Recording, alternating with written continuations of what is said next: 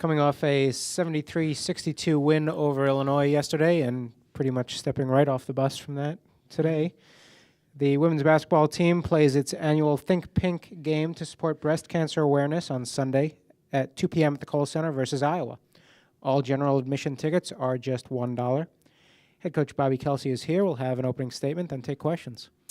We are back from our trip. It was an interesting trip with the weather, but we were very pleased to have gotten the win yesterday over a tough Illinois team, having dropped 3 consecutive games before that. So we're back to our winning ways. Hopefully we can keep it going next week, this weekend with coming weekend with Iowa. They'll be tough, but everybody's tough, so we'll have a few extra days to get ready for that game. And it is a Think Pink game, big game for cancer awareness and the KYAL Cancer Fund. So we are very pleased to have that game be one that the crowd can get into, and it's for a good cause as well. So I'll take any questions you may have. Sorry for my voice. It's pretty much gone. Can you kind of explain what's gotten into Nicole the past few games? Did you see a spark of aggressiveness maybe a couple games ago kind of kick in for her? Yeah, whatever's gotten into her, hopefully it'll get into some of the other ones. We need that to get into a few more people, but Nicole really works on her shot. She's kind of perfectionist that way. She's a very good shooter, but that's not because she wants to be, it's because she works at it. And if you leave her open and she gets her feet under her, she's just on a roll. It's nice to have a player that you know, even if she misses a couple, you can count on her to make a big shot, and she's made several big ones for us. But she just has a knack for it, and the momentum is on her side right now, and she's taking advantage of it.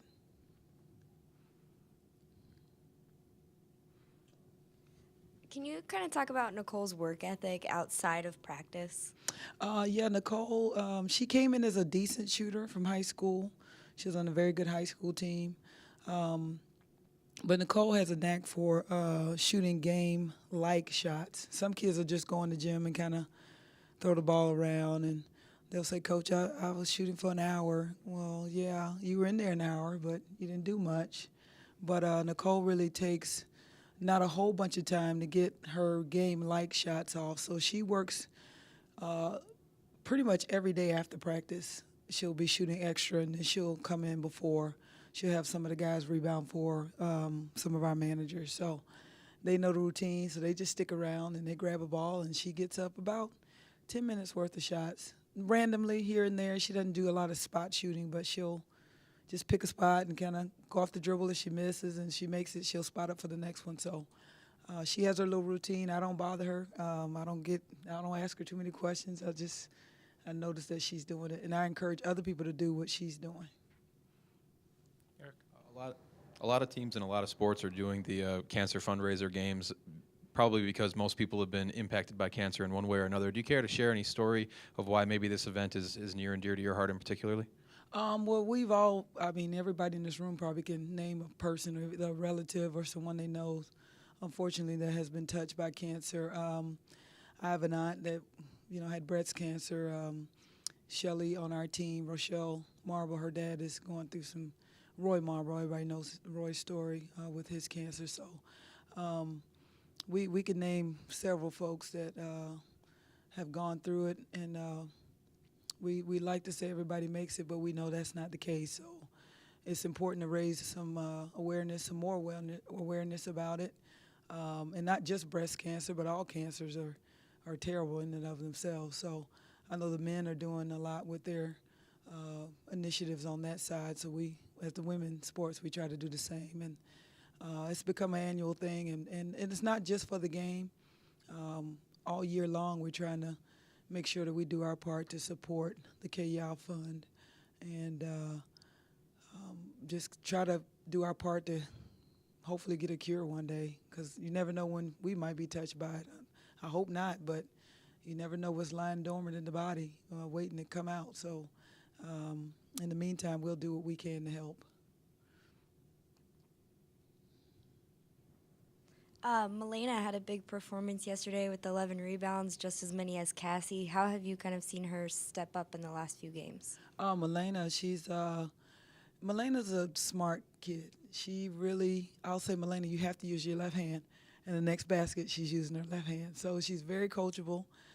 She wants to be good. And that, maybe some of that is because her sister's good. Mick's good. And when we show highlights from previous games from last year, like we'll show highlights of the team that we're going to play. But it's always last year's highlights. So I think when she sees her sister out there and we kind of pumping it up like, dang, look at Mick, you know. Milena's a little competitive, so she wants to show that she's a good post player as well. And she's coming out of her shell. She didn't come out of high school as highly touted as Michaela. So I think she maybe have a little chip on her shoulder to prove that she's capable of doing things that maybe people don't expect her to do. And being 6'4", I said, don't waste that good 6'4" frame. Let's use it. And don't play 5'8", play 6'4". And that's what she's been doing. And now we have a standard to hold her to.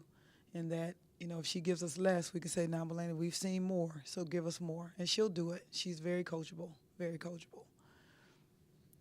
As a head coach, do you believe that winning can be contagious? And if so, is there a challenge in keeping up that drive with a week in between games? Winning can definitely be contagious, just like losing can be contagious, unfortunately. It gives you confidence when you can, especially go on the road and get a win. I think that gives you more confidence than maybe even at home.